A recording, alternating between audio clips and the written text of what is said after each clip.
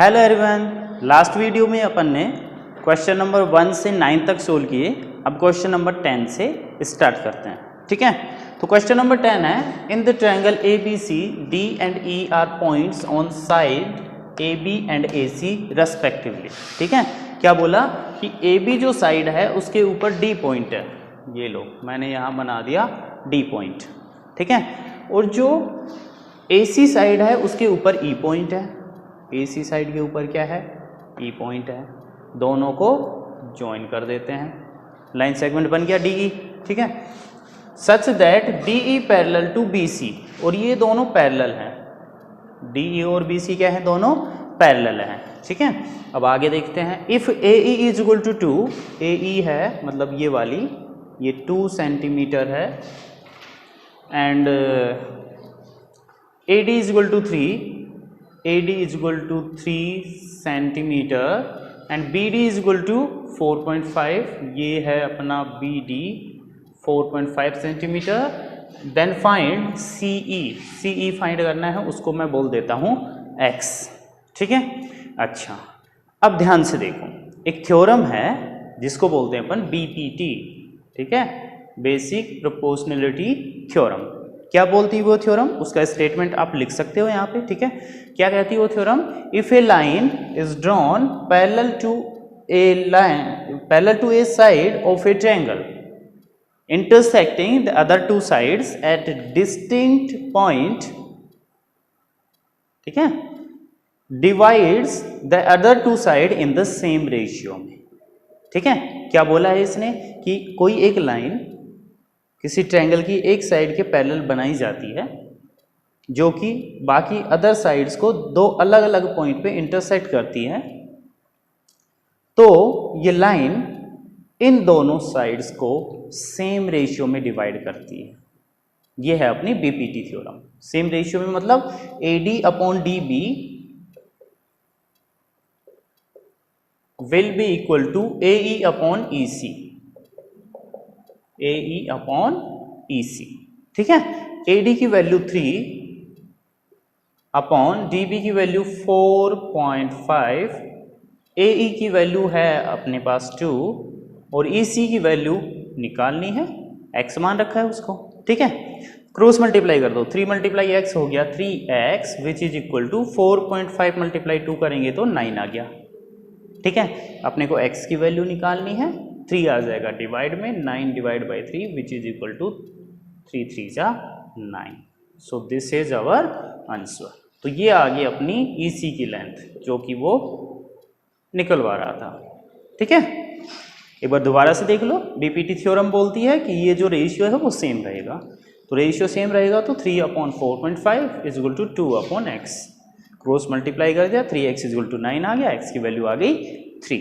Okay, चलो question number 11 पे चलेंगे। अभी क्वेश्चन नंबर 11 है, मैंने डायग्राम बनाया बस। क्वेश्चन में गिवन है, in figure if B1 B2 B3 and so on and A1 A2 A3 and so on have been marked at equal distances, ये सभी के इक्वल डिस्टेंस पे मार्क किए गए हैं। ठीक है, इनवर्ट रेशियो C, ये वाला जो पॉइंट है ये C पॉइंट डिवाइड्स AB को किस रेशियो में ये डिवाइड करेगा।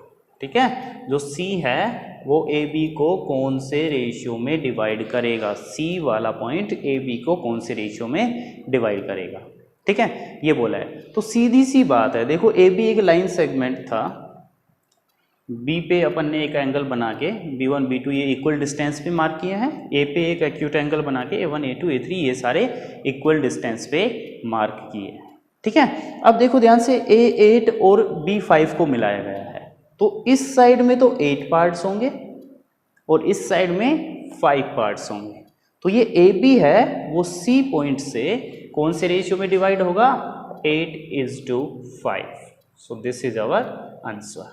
ठीक है, इसमें कुछ ज़्यादा करने की जरूरत नहीं है, सीधा अपन आंसर लिख सकते हैं। ठीक है, क्वेश्चन नंबर 12 पे चलते हैं। क्वेश्चन नंबर 12 बोल रहा है, sine A plus cos A is equal to 1, A is equal to 30 degree and B is an acute angle. A की वैल्यू 30 डिग्री है और B एक एक्यूट एंगल है, मतलब लेस देन 90 डिग्री है। Find the value of B, b की value अपने को फाइंड करनी है। तो मैं क्या करता हूँ, जो इक्वेशन गिवन है उसमें a की वैल्यू रख देता हूँ। तो ये इक्वेशन बनेगी sin 30 degree plus cos, sorry यहाँ पे b होगा, कोस b है ना, plus cos b is equal to 1। ठीक है, तो साइन 30 की वैल्यू पता होना चाहिए अपने को टेबल से। ठीक है, तो साइन 30 की वैल्यू क्या होती है 1/2 plus cos b is equal to 1। तो कोस b की वैल्यू आएगी 1 माइनस 1/2, 1/2 इधर आएगा माइनस में। ठीक है, 1 में से 1/2 हाफ माइनस होगा तो हाफ ही बचेगा। ठीक है, तो cos b is equal to half आ गया, cos b is equal to कितना आ गया हाफ, और हाफ कोस में कहाँ पे होता है 60 डिग्री पे, कहाँ पे होता है 60 डिग्री पे। तो कोस दोनों साइड एलिमिनेट हो सकता है और b की वैल्यू आ गई अपनी 60 degree. This is our answer. कुछ भी नहीं था क्वेश्चन में, साइन 30 हो गया क्योंकि a की वैल्यू 30 गिवन है, plus cos b is equal to 1। Sine 30 की वैल्यू हाफ, हाफ इधर माइनस में आ गया तो हाफ बचा, और हाफ कोस में कहाँ होता है 60 डिग्री पे। That's all. ओके, चलो क्वेश्चन नंबर 13 पे चले। नेक्स्ट क्वेश्चन है, if x is equal to 2 sine square theta and y is equal to 2 cos square theta plus 1, then find x plus y. x plus y की अपने को value find करनी है। So simple सी बात है भाई, x plus Y लिख देते हैं। x की value 2 sine square theta plus y की value 2 cos square theta plus 1। ठीक है, x और y की मैंने वैल्यू पुट की है बस। अब देखो ध्यान से, मैं 2 कॉमन ले सकता हूँ इस वाली दोनों टर्म में से। ठीक है, तो 2 कॉमन लूंगा तो क्या बनेगा 2 साइन स्क्वायर थीटा बचेगा प्लस कोस स्क्वायर थीटा बचेगा, प्लस 1 मेरा अलग है। ठीक है, उससे कोई मतलब ही नहीं है, इसमें से कॉमन नहीं लिया मैंने। ठीक है, इन दोनों की फर्स्ट की 2 टर्म्स में से मैंने 2 कॉमन ले लिया, तो साइन स्क्वायर थीटा बचेगा प्लस कोस स्क्वायर थीटा। अब एक आइडेंटिटी है, क्या है वो आइडेंटिटी, कि भाई sign square theta plus cos square theta 1 होता है। क्या होता है 1, तो ये इसकी वैल्यू हो गई 1, तो 2 मल्टीप्लाई 1 प्लस 1, 2 मल्टीप्लाई 1 मतलब 2 plus 1 which is equal to 3। So this is our answer. Okay, next question है 14, in a circle of diameter 42 centimetre. Circle का जो डायमीटर है वो कितना है 42 सेंटीमीटर। ठीक है, चलो तो फिर, if an arc subtend an angle of 60 degree at the centre, यदि कोई आर्क है जो कि 60 डिग्री का एंगल सबटेंड कर रही है सेंटर पे। ठीक है, और पाई की वैल्यू 22/7 लेनी है, then what will be the length of the arc. तो आर्क की लेंथ क्या होगी, देखो ध्यान से, डायग्राम बनाने की जरूरत नहीं है लेकिन फिर भी मैं बता देता हूँ। ये तुम्हारा सर्कल है जिसका डायमीटर 42 है। ठीक है, diameter is equal to 42 centimetre, then radius हो जाएगी इसकी हाफ विच इज 21 सेंटीमीटर।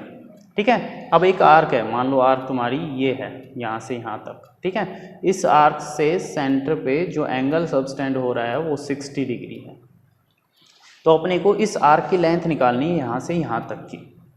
ठीक है, अपने को क्या क्या गिवन है, सेंटर पे एंगल सबटेंड है वो गिवन है, रेडियस अपन ने निकाली ली 21 सेंटीमीटर है।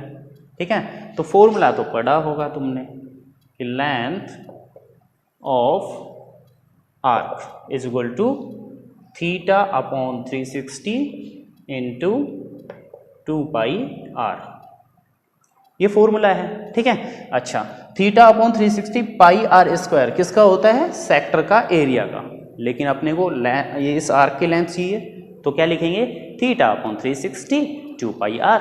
ठीक है, चलो लगा देते हैं। थीटा की वैल्यू है 60, थीटा मतलब जो सेंटर पे बन रहा है, theta upon 60 upon 360 into 2 multiply pi की वैल्यू 22/7 लेनी ही है, और रेडियस अपनी 21। ठीक है, कैंसिल कर देते हैं, 0 से 0, 6 1 जा और 6 6 जा 36। ठीक है, 7 3 जा 21 और 3 1 जा 3, 3 2 जा 6 और 2 से 2 कैंसिल हो गया, अपना आंसर आ गया 22 सेंटीमीटर।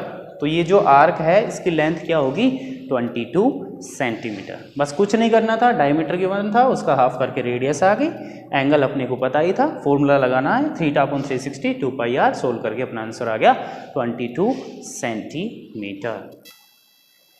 ओके, नेक्स्ट क्वेश्चन है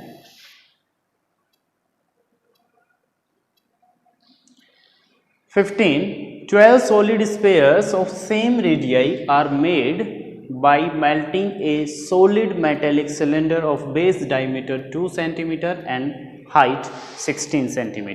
क्या बोला है कि भाई 12 solid spheres बनाए गए हैं, किसको मेल्ट करके? एक सिलेंड्रिकल मेटेलिक सिलेंडर है जिसका डायमीटर 2 सेंटीमीटर है और हाइट 16 सेंटीमीटर है, उसको मेल्ट करके, उसको पिघला के बनाए गए हैं। ठीक है, क्या किया गया है? एक सिलेंड्रिकल मेटल का सिलेंडर है, उसको मेल्ट करके कितने 12 सॉलिड स्पेयर्स बनाए गए हैं। तो अपने को फाइंड क्या करना है? उनका डायमीटर फाइंड करना है। तो एक बात ध्यान से देख लो कि जब भी किसी चीज़ को मेल्ट करते हैं अपन, जैसे मेल्ट करके कोई और कुछ बना दिया, ठीक है, जैसे इस क्वेश्चन में बनाया गया है, ठीक है, मेटल का सिलेंडर है, उसको मेल्ट करके स्पेयर्स बना दिए गए, ठीक है। तो क्या होता है, मेल्ट करने पे एक चीज़ चेंज नहीं होती, बाकी सब कुछ चेंज हो जाता है, सरफेस एरिया वगैरह सब कुछ चेंज हो जाता है, लेकिन एक चीज़ चेंज नहीं होती, वो होता है वॉल्यूम। ठीक है, किसी भी चीज़ को मेल्ट करके दूसरी चीज़ में ट्रांसफॉर्म करोगे या उसको बना दोगे दूसरी चीज़, तो फिर उन दोनों का वॉल्यूम इक्वल रहेगा। ठीक है, चलो फिर आगे देखते हैं। तो इसका मतलब क्या है कि ये 12 सॉलिड स्पेयर हैं, इन सब का वॉल्यूम किसके इक्वल है? मेटेलिक सिलेंडर के वॉल्यूम के इक्वल है। ठीक है, चलो तो सॉल्यूशन करते हैं। ठीक है, सीधा लिखता हूं मैं, volume of 12 solid sphere is equal to volume of metallic cylinder. ठीक है, अच्छा उससे पहले यहां लिख देना, let the radius of spheres be, कुछ भी आर, स्मॉल आर सेंटीमीटर। ठीक है, स्मॉल आर, और जो अपना सिलेंडर है, सिलेंडर की let the radius of cylinder be capital R. ठीक है, और सिलेंडर की हाइट को अपन बोल देते हैं h। ठीक है, चलो तो 12 सॉलिड स्पेयर का वॉल्यूम क्या आएगा? 12 मल्टीप्लाई, स्पेयर का वॉल्यूम क्या होता है? 4/3 पाई आर क्यूब। क्या होता है? 4/3 पाई आर क्यूब। ठीक है, अच्छा, और ये सिलेंडर का वॉल्यूम क्या होगा? पाई आर स्क्वायर, कैपिटल आर है इसकी आर, है ना, h। चलो वैल्यू रखते हैं। ठीक है, सीधा सीधा एक तो दिख ही रहा होगा तुमको, पाई से पाई कैंसिल हो रहा है, और 3 4 जा 12, तो यहाँ आ गया 4 4 जा 16 r cube which is equal to r square, मतलब रेडियस कितनी होगी इसकी? डायमीटर 2 है तो रेडियस होगी 1, मतलब 1 मल्टीप्लाई 1, और h कितनी है? 16। ठीक है, तो 16 इधर डिवाइड में जाएगा तो r cube is equal to 16 divide by 16 which is equal to 1। ठीक है, तो r cube is equal to 1 है, तो r is equal to cube root of 1, और 1 का क्यूब रूट होता है 1 ही। तो इसकी रेडियस आ गई तुम्हारी 1 सेंटीमीटर। किसकी रेडियस आ चुकी है? स्पेयर्स की। लेकिन अपने को क्वेश्चन में क्या बोला है? डायमीटर निकालना है, तो लिखेंगे diameter of spheres which is equal to 2 multiply 1 2 centimetre. ठीक है, क्या किया है शॉर्ट में देख लेते हैं कि 12 सॉलिड स्पेयर्स का वॉल्यूम और सिलेंडर का वॉल्यूम इक्वल होगा, तो 12 मल्टीप्लाई स्पेयर का वॉल्यूम होता है 4/3 पाई आर क्यूब इक्वल टू, और सिलेंडर का होता है पाई आर स्क्वायर एच। ये ध्यान रखना, इधर आर अलग आएगी, इधर आर, तो मैंने एक को तो स्मॉल लिया, एक को कैपिटल लिया। ठीक है, तो ये कैंसिल हो गया, 3 4 जा 12, और इधर पाई से पाई तो कैंसिल हो ही जाएगा। ठीक है, तो 4 4 जा 16 r cube is equal to r square h. R square मतलब 1 मल्टीप्लाई 1, रेडियस क्योंकि 1 ही तो होगी सिलेंडर की। ठीक है, और हाइट है 16। तो यहाँ से स्मॉल आर की वैल्यू आ गई 1, मतलब स्पेयर की जो रेडियस है वो भी है तुम्हारी 1। ठीक है, अच्छा, स्पेयर की रेडियस 1 आ गई तो उसका डायमीटर 2 हो ही जाएगा। ठीक है, चलो तो 16th का फर्स्ट वाला पार्ट करते हैं, क्योंकि ये क्वेश्चन इंटरनल चॉइस वाला है, तो इसमें 2 क्वेश्चंस हैं, उनमें से एक अटेंड करना होता है, ठीक है, एग्जाम में। तो फर्स्ट वाला बताता हूँ पहले सॉल्यूशन फर्स्ट का। तो फर्स्ट के सॉल्यूशन की बात करते हैं। क्वेश्चन क्या है पहले इस पे ध्यान दो।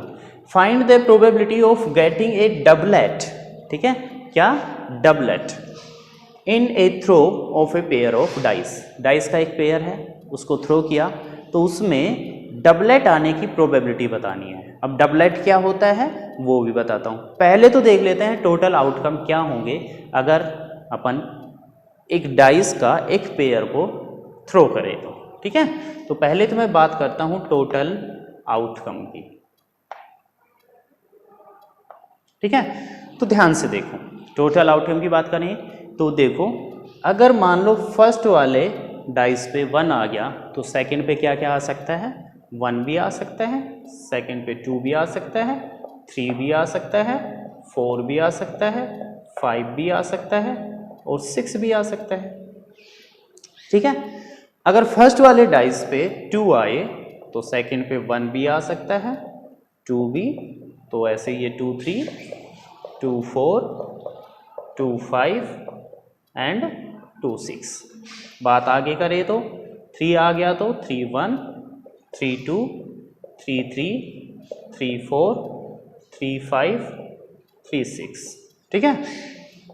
4 1, 4 2, 4 3, 4 4, 4 5, 4 6, ऐसे ही 5 1, 5 2, 5 3, 5 4, 5 5 एंड 5 6, ठीक है। Then 6 1, 6 2, 6 3, 6 4, 6 5 and 6 6। तो ये होंगे तुम्हारे total outcome if we throw a pair of dice, ठीक है। तो टोटल आउटकम अपने होंगे 36, ठीक है, 6 12 ऐसे करके ये होंगे 36 आउटकम्स, ठीक है। अच्छा, प्रोबेबिलिटी किसकी पूछ रहे हैं, डबलेट आने की, ठीक है। तो फेवरेबल आउटकम में कौन कौन से आएंगे,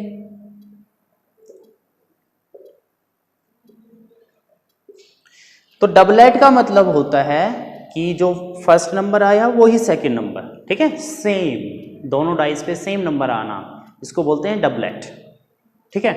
तो देखो डबलेट में कितने आउटकम आएंगे, 1 1, 2 2, 3 3, 4 4, 5 5, 6 6, ठीक है।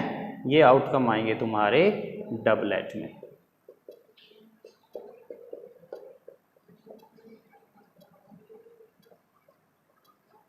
ठीक है। तो अब बात करते हैं प्रोबेबिलिटी की। प्रोबेबिलिटी ऑफ गेटिंग डबलेट, तो ऊपर तो आता है favourable outcome to event E, नीचे आता है टोटल आउटकम, ठीक है। पूरा फॉर्मूला लिख लेना खुद। फेवरेबल आउटकम में कितने आएंगे, 1 2 3 4 5 6, और नीचे टोटल आउटकम होते हैं अपने 36। कैंसिल कर दो, 6 1 जा 6, 6 6 जा 36। सो दिस इज अवर आंसर।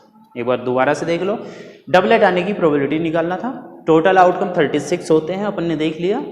फिर फेवरेबल आउटकम है, डबलेट मतलब कितने होंगे, टोटल 6 होंगे, तो 6/36 अपना आंसर आ गया 1/6। Okay, thanks for watching this video and will be back in the next video. Thank you very much.